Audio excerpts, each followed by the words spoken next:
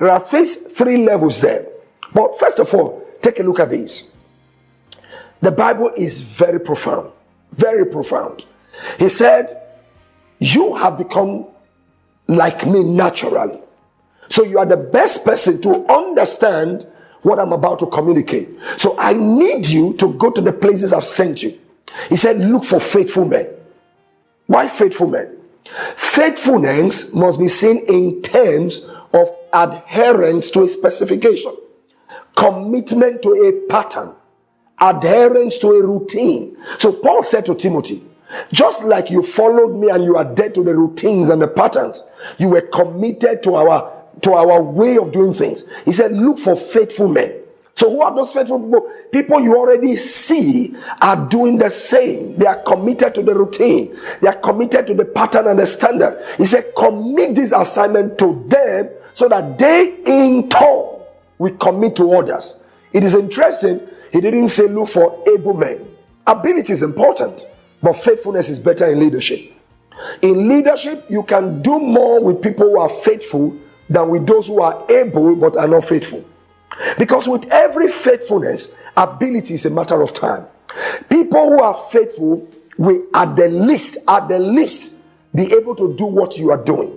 And guess what? Just like they carry of your grace, the natural graces they carry and they mix up with it, they can do a lot better. That is why in leadership, you cannot play with patterns. You must watch out for patterns. You must watch out for standards. You must watch out for how things are done. People who try to do things like you, run with you, I don't like the word mimic. It's not about mimicking. It's not about, it's not mimicry. It's about drinking into a spirit. It is about acculturization. It is about becoming one, blended and bonded. It is so critical in ministry. That was what Paul said to Timothy. One or two more examples. In the book of 2 Kings chapter 2 and verse 15, another profound example is found there.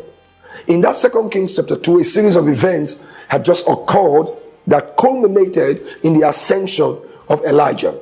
And you know the story, or if you don't know, go check it out. Elisha had been following very closely, honoring Elijah, his father and leader, pouring water on his hand, staying around him, always available to serve, while the other sons of the prophets observed from afar, even making a mockery of Elisha and saying, are you aware that your master is about to be taken away from you today? And Elisha will say, yes, I know it. Hold your peace. I'm excited about it. I'm not intimidated. I love it. It's not a challenge for me. I'm enjoying every opportunity to labor with my spiritual father. So he did that. So they could tell from the sons of the prophet that belonged to a school of prophets that Elijah had, that he was mentoring, that one of them by the name of Elisha was particularly more connected to his spiritual mentor by the name of Elijah.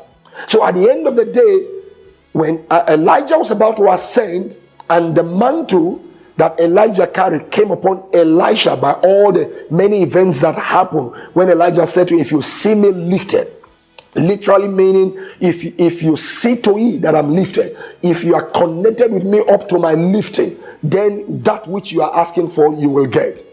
And once Elisha received a double portion, on his way back, in that account of 2 Kings chapter 2 verse 15, the other sons of the prophet said of Elisha and to Elisha, the spirit of Elijah doth rest on Elisha. They saw the difference. And what did they do by reason of that? In that scripture, the Bible says his companions, his co-students in the school of prophets, bowed themselves to Elisha. What does that say to you? It shows that they recognize that somebody now carries a superior grace over them. And where did that grace come from? From the same master they all had access to. From the same leader they were all supposed to drink from.